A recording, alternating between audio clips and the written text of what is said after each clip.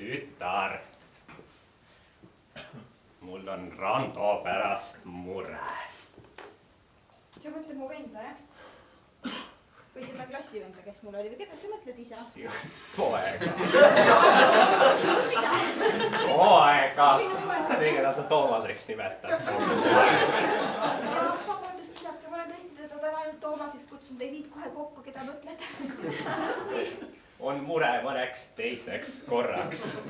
Aga täna tahan, et ta saaks tunda naise ihu.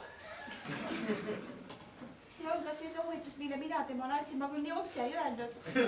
Kas sa andsid talle kaasa narkootikume, et ta saaks kergemini? Muidugi. Jutu peale. Ma pakkisin talle spiidi sinna võileiva vahele. Väga hea. Siis ei tunne maitset. Ei saa aru. Ja panin talle kehva peed.